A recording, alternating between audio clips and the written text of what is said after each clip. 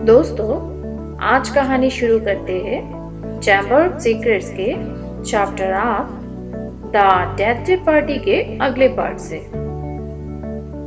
कोई अपनी मौत वाले दिन का जश्न क्यों मनाना चाहता है? रॉन ने कहा, जो अपने जादुई कार्य के होमवर्क को आधा निपटा चुका था और चिड़चिड़ा रहा था।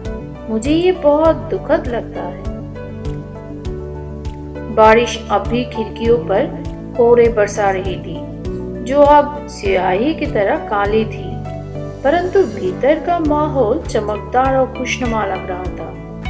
आग की रोशनी अनगिनत गुद्देदार कुर्सियों पर चमक रही थी, जहां विद्यार्थी बैठकर पढ़ रहे थे, बातें कर रहे थे और अपना होमवर्क कर रहे थे। फ्रेड और जॉर्ज वीजली ये पता लगाने की कोशिश कर रहे थे कि आग में रहने वाली सेलेमेंडर नामक छिपकली की फिल्बस्टर पटाखे खिलाने पर क्या होता है।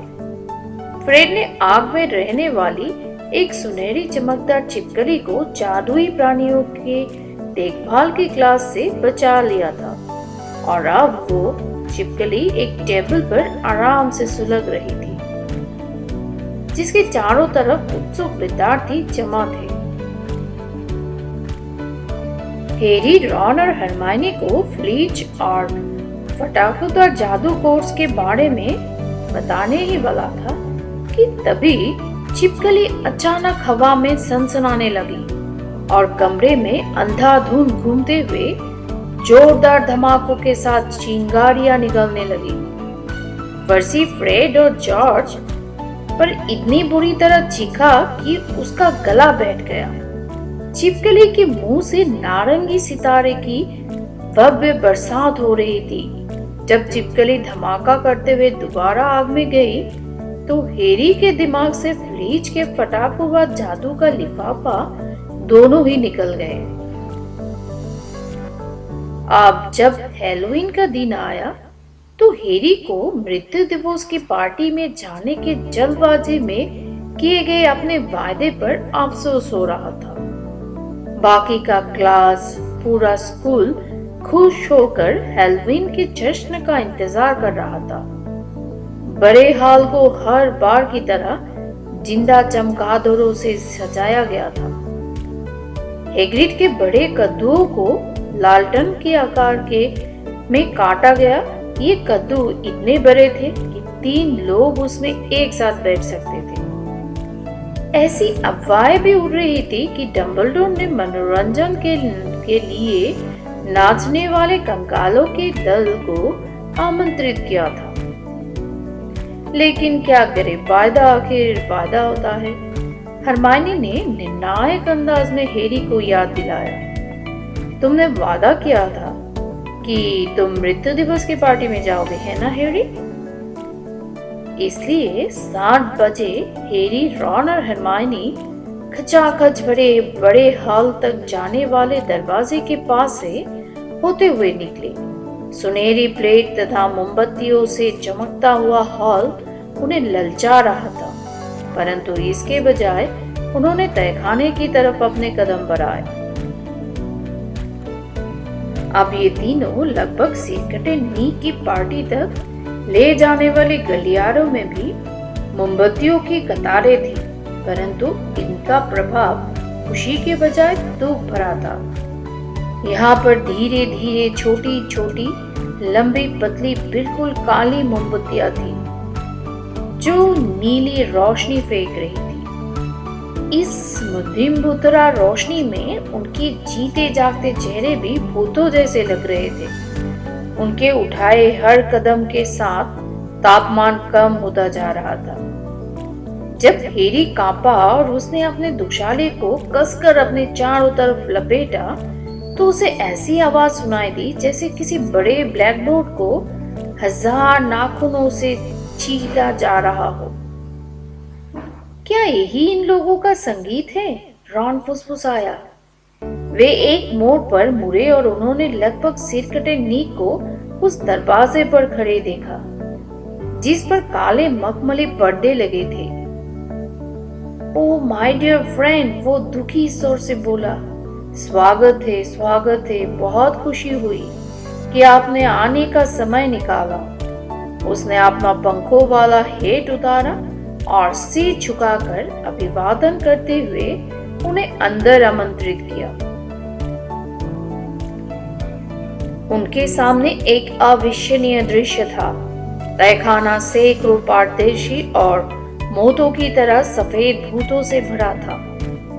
इनमें से ज्यादातर भीड़ भरे डांस फ्लोर पर तीस संगीतमय कुल्हाड़ियों की भयानक कांपती धुन पर नाच रहे थे। प्लेटफॉर्म के पीछे काले पर्दे लगे थे। वहां पर ऑर्केस्ट्रा संगीत बजा रहा था। सिर के ऊपर एक दीप वृक्ष में 1000 काली मोमबत्तियां लगी थी और वो हल्के नीले रंग में चमक रहा था। उनकी सांस उनके सामने धूम के रूप में उठी।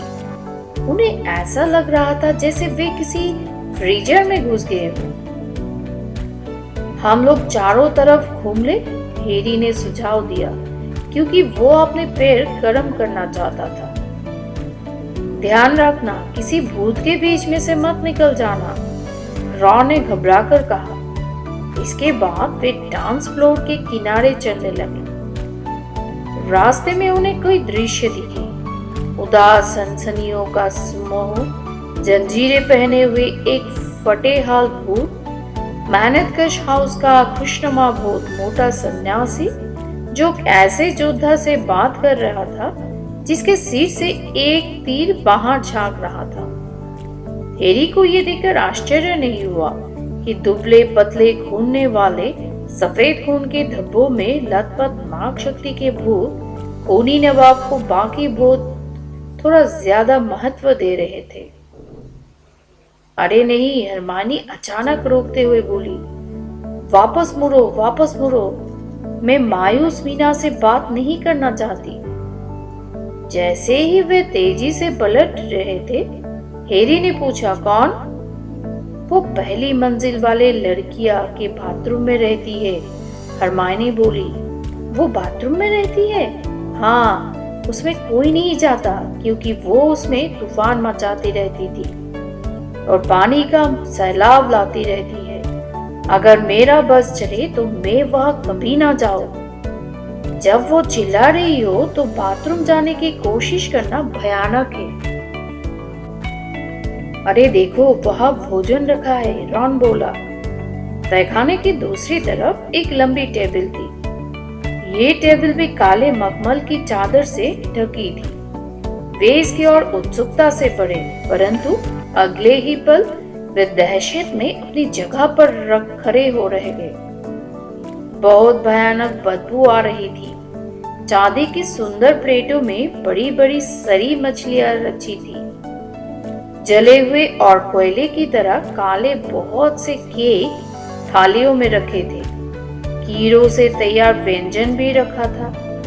मखमली हरी फफूद से ढका चीज खंबे की तरह खड़ा था और सबसे महत्वपूर्ण स्थान पर कब्र के पत्थर जैसे आकार का एक विशाल भूरा केक रखा था, जिस पर डामर जैसी आइसरिंग में ये शब्द लिखे थे, सर निकोलस जे मिम्स पॉपरटन, मृत्यु 31 अक्टूबर 1942। हेरी ने आश्चर्य से देखा कि एक मोटा भूत टेबल के पास आया, नीचे झुका और उसके पर से होता हुआ गुजर गया। उसने अपना मुंह चौड़ा खोल रखा था ताकि वो एक बदबूदार मछली के आर पार होकर गुजरे। हेरी ने उससे पूछा, इसके पार जाते समय क्या आपको इसका स्वाद आता है? लगभग, भूत ने धूप भरे सर से कहा और दूर चला गया। मुझे लगता है कि उन्होंने उसकी बदबू तेज करने के लिए इसे सराहा होगा, हरमानी ने समझदारी से बोलते हुए अपनी नाक पर हाथ रखा और कीड़ों के बदबूदार व्यंजन को देखने के लिए उसके करीब गई। अरे यार, चलो वापस चलो, मेरा जी मचला रहा है, रॉन बोला। बहरहाल वे अभी मुड़ भी नहीं पाए थे कि एक नाटा भूत अचानक टेबल के नीचे से तेजी से बाहर निकला और उनके सामने विच हवा में आकर रुक गया। हेलो प्लेविच, फेरी सावधानी से बोला। आसपास के बाकी भूतों के विपरीत प्लेविच पीला और पारदर्शी नहीं दिख रहा था। उसने एक चमकीला नारंगी पार्टी हेट और वो टाई पहन रखी थी। उसके चौड़े और दुष्ट चेहरे पर एक कुटिल मुस्कान तेज से दिख रही थी। कुछ खाओगे?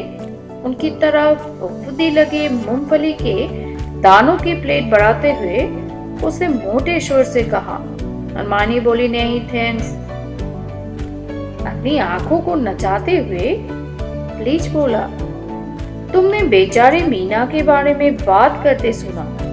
तुम लोग उसके बारे में बड़ी बुरी बात बोल रहे थे।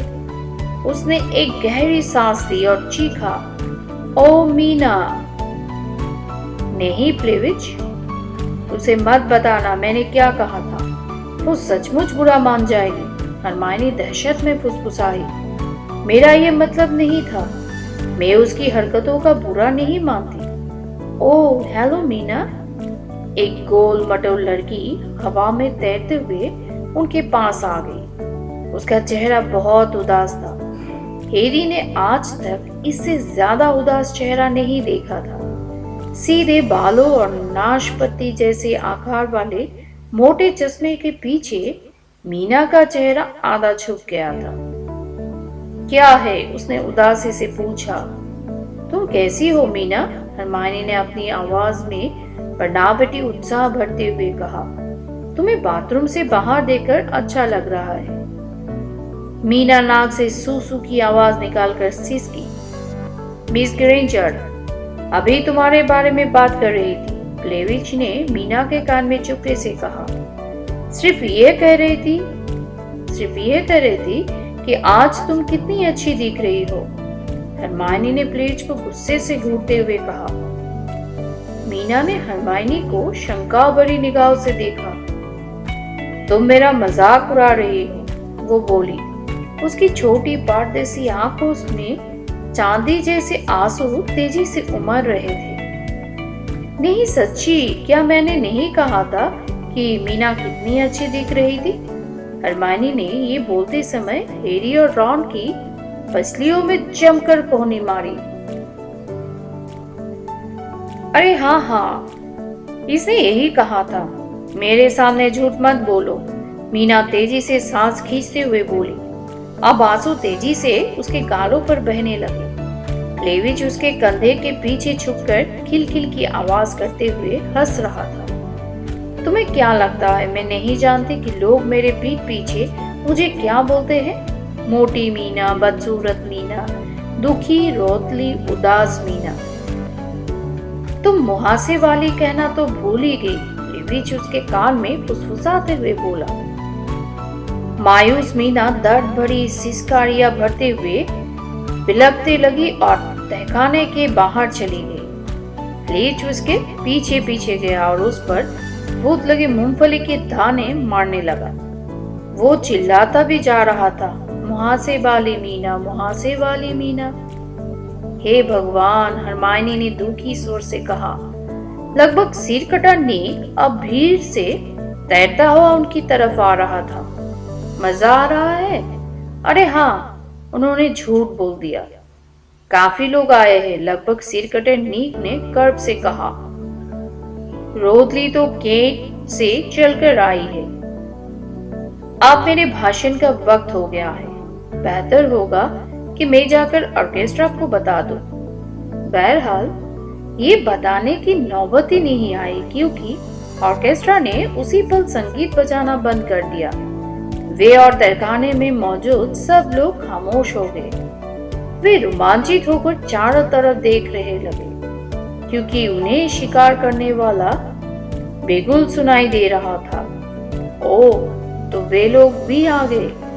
लगभग सिरकटे नीक ने कूदते से कहा। तहखाने की दीवार को चीरते हुए एक दर्जन घोड़ों के भूत अंदर घुस आए। हर घोड़ों पर एक सिरकटा घुमासार बैठा था। उपस्थित जनसमुदाय ने जोरदार तालियां बजाई। हैरी भी ताली बजाने लगा, परंतु नीक के चेहरे को देखते ही वो तुरंत रुक गया। घोड़े सर पर दौड़ते हुए डांस फ्लोर के बीच तक गए और अचानक पिछले पैरों पर खड़े हो गए। घुड़सवारों में सबसे आगे एक बड़ा भूत बिगुल बजा रहा था, जिसका दाढ़ी भरा सिर उसकी बाह में दबा था। वो नीचे उतरा और उसने अपने सिर को हवा में ऊपर उठाया ताकि वो भी भीड़ को देख सके। वहां मौजूद सब लोग उसकी इस हरकत को पर हंसने लगे। फिर उस भूत ने लगभग सिर कटे नीक की ओर कदम बढ़ाए। रास्ते में उसने अपने सिर को अपनी गर्दन पर लगा लिया। वो बढ़कर जा, नीक तुम कैसे हो? तुम्हारा सिर अब भी वहीं पर लटका हुआ है। उसने एक जोरदार ठहाका लगाया और लगभग सिर कटे नीक का कंधा थपथपाया। नीक ने खस्त लहजे में कहा, स्वागत है पैट्रिक। अरे यहाँ पर तो जिंदा लोग भी हैं। सर पैट्रिक ने हैरी, रॉन और हरमाइनी की तरफ देखते हुए कहा। इस पर बनावटी हैरानी दिखाते हुए वो जोर से उछला, जिसे उसका सिर दोबारा गिर गया। भीड़ हंसी के मारे चीखने लगी। लगभग सिर कटे नीक ने उदास आवाज में कहा, बहुत ही मजेदार। सर पैट्रिक का सिर फर्श से चिल्लाया। नीक की बातों पर ध्यान ना दे, वो अभी इस बात से चिढ़ा हुआ है कि हमने उसे इस शिकार में शामिल होने की अनुमति नहीं दी। परंतु मेरे कहने का ये मतलब है, उसकी तरफ देखो। मैं सोचता हूँ, हैरी ने नीक की अर्थपूर्ण दृष्टि को समझते हुए जल्दी से कहा। नीक बहुत डरावना और ओह पर पैट्रिक का सिर चीखा। जरूर उसने तुमसे ये कहने के लिए कहा हो। क्या सब लोग ध्यान दें, अब मेरे भाषण का समय हो गया है।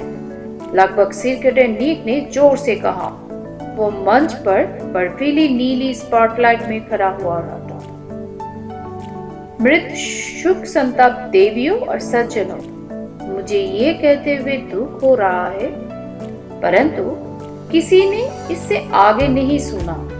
सर पैट्रिक और सिरकटे शिकारियों ने सिरों की हॉकी का खेल शुरू कर दिया और भीड़ उन्हें देखने लगी थी। लगभग सिरकटे नीक ने अपने श्रोताओं का ध्यान दोबारा खींचने का प्रयास किया, परंतु उस समय हार मान ही ली जब सर पैट्रिक का सिर उसके पास से होता हुआ गुजर गया और लोगों ने इस पर जोरदार तालियां बजाई। हैरी को बहुत ठंड लग रही थी और साथ ही भूख भी।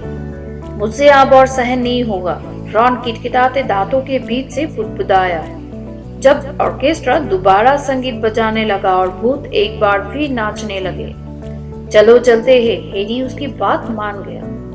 वे दरवाजे की तरफ चल दिए। रास्ते में वे अपनी ओर देखने वाले हर भूत की तरफ सिर हिलाकर अभिवादन करते हुए और मुस्कुराते हुए जा रहे थे। 1 मिनट बाद वे काली मोमबत्तियों भरे गलियों में तेजी से वापस लौट रहे थे। अब तक स्कूल के जश्न में पुडिंग खत्म नहीं हुई होगी, रॉन ने आशा से कहा। वो प्रवेश द्वार तक जाने वाली सीढ़ियों के रास्ते पर सबसे आगे चला जा रहा था और तभी हैरी को ये सुनाई दिया, टुकड़े टुकड़े कर डालो, काट डालो, मार डालो। ये वही आवाज थी, वो ठंडी और खूंखार आवाज जो उसने लॉकवर्ड के ऑफिस में सुनी थी। वो अचानक लड़खड़ा कर रुक गया। उसने पत्थर की दीवार का सहारा लिया और कान लगाकर अपनी पूरी ताकत से सुना।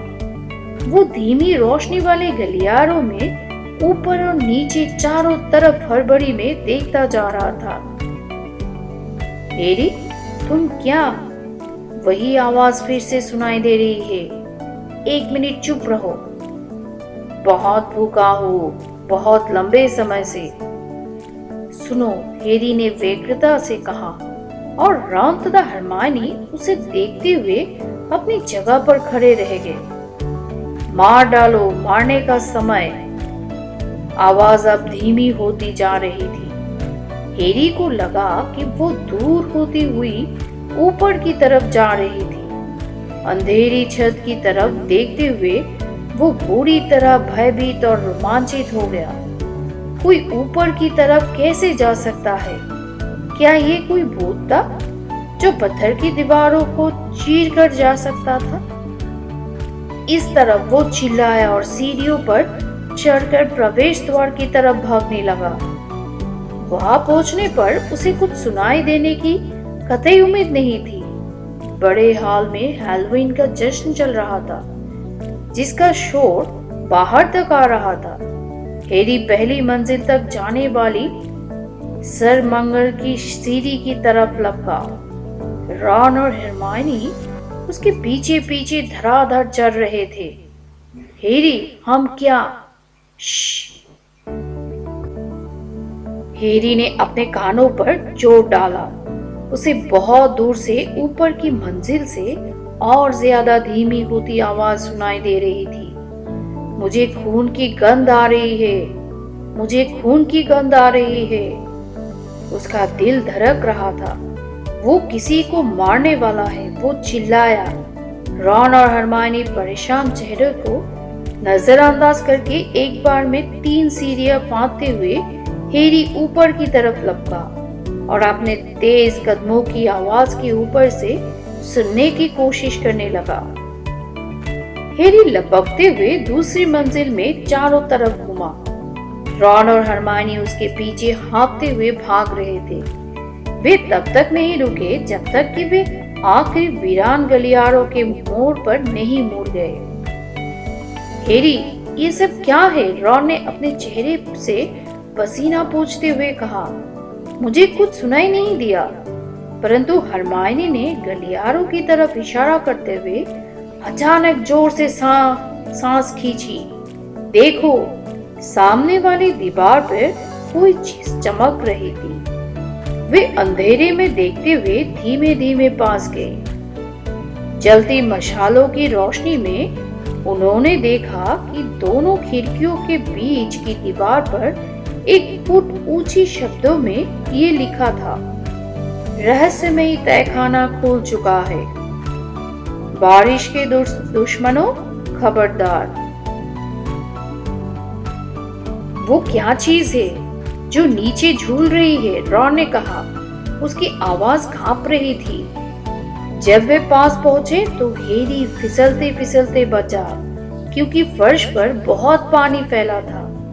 रॉन और हरमाइनी ने उसे पकड़कर गिरने से बचाया। फिर वे धीमे धीमे संदेश की तरफ खिसके। उनकी आंखें मशाल के नीचे की अंधेरी छाया पर गड़ी थी। उन तीनों को एक साथ ये एहसास हुआ कि वो क्या चीज थी, और वे छप से पानी उड़ाते हुए कूदकर पीछे आ गए। चौकीदार फ्रिज की बिल्ली मिसेस नारिश मशाल टांगने के स्टैंड पर कूद से लटकी हुई थी। वो किसी लकड़ी के लट्टे की तरह बेजान दिख रही थी। उसकी बाहर निकलती आंखें घूर रही थी। हम मदद करने की कोशिश करें, हैरी ने परेशान आवाज में कहा। मेरी बात मानो, रॉन बोला। यहाँ से चल दो, इससे पहले कि कोई हमें यहाँ देख ले।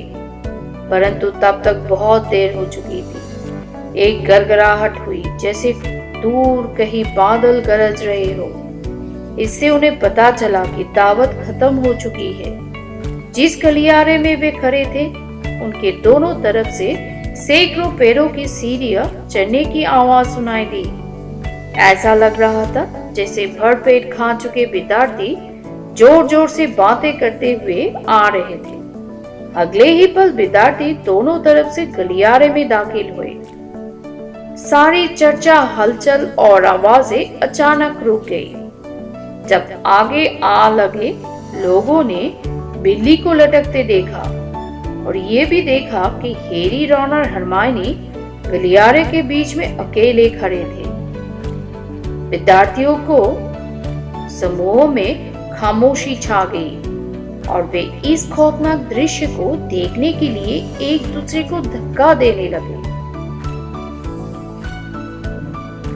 फिर खामोशी के बीच से किसी के चिल्लाने की आवाज सुनाई दी, बारिश के दुश्मनों खबरदार, आप तुम्हारी बारी है, बच्चा तो। ये ड्रैको मैलफॉय था। वो भीड़ में सबसे आगे आ चुका था। उसकी ठंडी आंखें चमक रही थी। उसका आमतौर पर सफेद रहने वाला चेहरा इस वक्त लाल दिख रहा था। वो लटकती हुई बेजान बिल्ली की तरफ देखकर मुस्कुरा रहा था। तो दोस्तों, आज के लिए इतना ही। फिर मिलते हैं एक नए कहानी के साथ। और कहानी अगर अच्छा लगे तो do like, share and subscribe this channel. Thank you for watching this channel.